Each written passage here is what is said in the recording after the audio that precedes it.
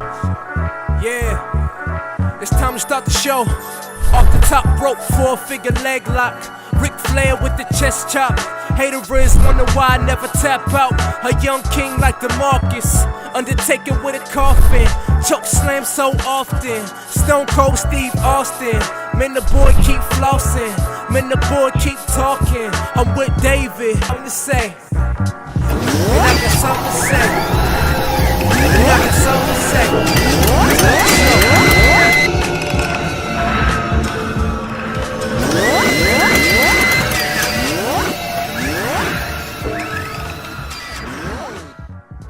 This is Wrestling with Things, and wherever you are watching, however you are watching, feel free to hit the subscribe button at the bottom corner of your screen and subscribe to us on YouTube at Wrestling with Things. And do not forget to like our page on Facebook at Wrestling with Things.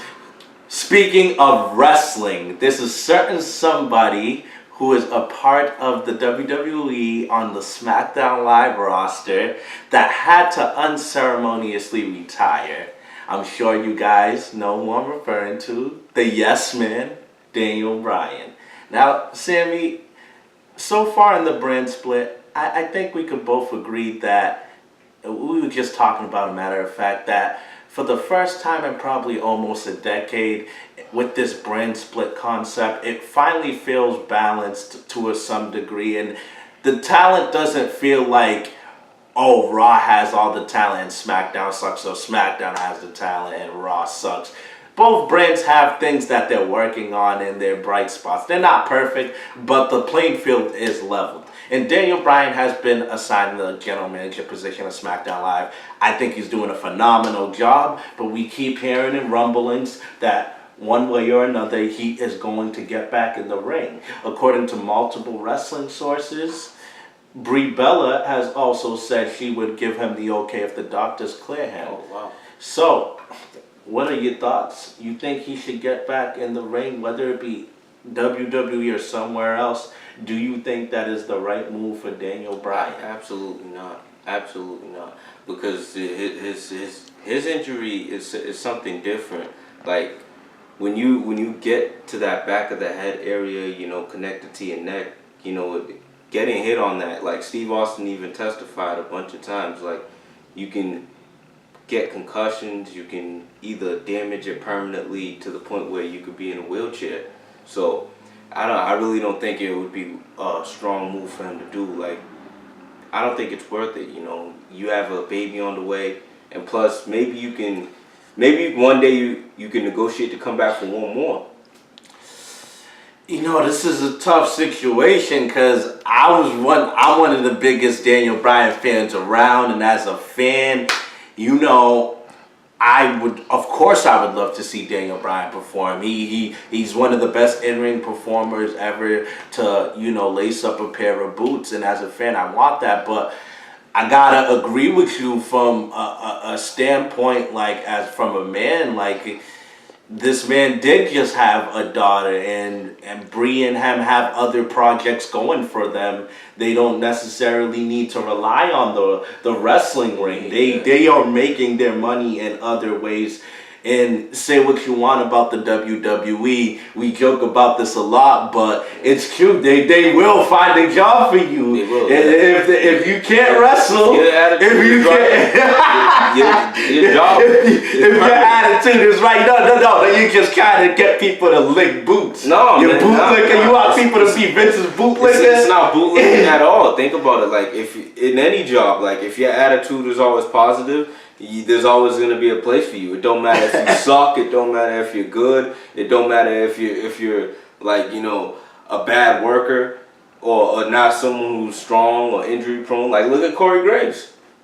Yeah, that's a good point. And I was going to give some examples that's spot on. Corey Graves was actually in NXT, and Triple H actually had well-documented plans for him. Like, he believed in him as a wrestler, and he didn't have a bad start. But Corey Graves transitioned to being a great commentator. He's the heel commentator right now. They always find useful ways to get something out of their superstars, even when you're not wrestling. And they're doing exactly that with Daniel Bryan as the SmackDown Live GM. You don't need to be in the ring. You don't need to be doing suicide dives. You don't need to be doing flying knees. You don't need to be doing flying headbutts. Exactly. You, as the SmackDown Live general manager, in your current state and your current health, is the most profitable thing for yourself as a human, for your family, and also to the company as well. Exactly. And with all these old retired wrestlers recently suing the WWE, blaming the WWE for all their injuries and concussions, the WWE is playing it safe by not letting him wrestle, because God forbid if he did wrestle and something happened, more lawsuits or fingers would be pointed by someone, because everybody's always waiting for a way to bust the WWE. Well, at the same time, I can understand where Daniel Bryan's coming from, because when you're someone like Daniel Bryan, think about it, you're not an actor. You're not really someone who prefers to be on the microphone all the time. You're someone who's used to always being in that action. So he wants to still be in that action, because his brain's telling him he can, but his body's telling him no. So it's a weird situation for him. It sounds very anticlimactic, but number one, and I'll end with these 2 points.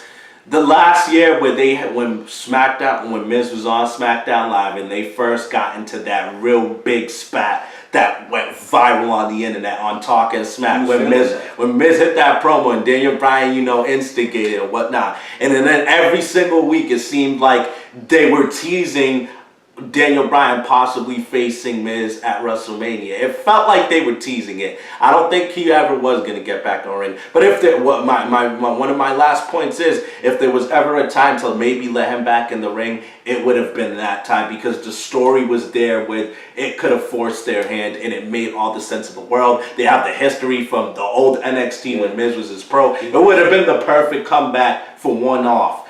My second point here is, at this point, his send-off was just perfectly done.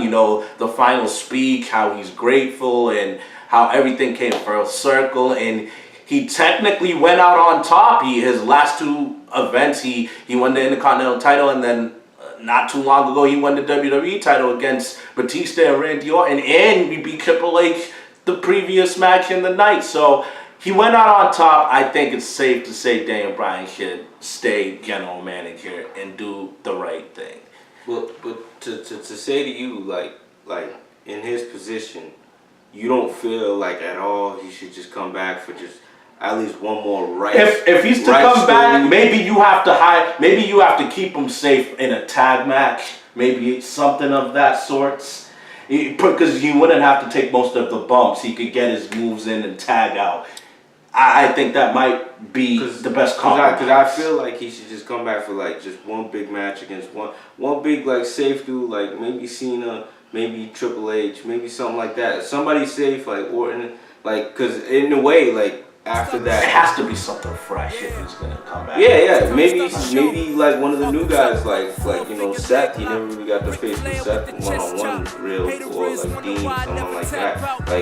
I think at that position, he should just do it, because after the Intercontinental match, he had to come in front of the fans again and say, I'm defaulting the championship. I don't feel like he should go out like that. Yeah, that's a good point. I could certainly understand why a competitor like him would honestly be torn on that. Yeah. And if you think Daniel Bryan should stay retired, or if you want to see him back in the ring immediately, let us know in the comment section. Join the conversation. Don't be shy. Subscribe to us at Wrestling with Things on YouTube. Like us at Wrestling with Things on Facebook.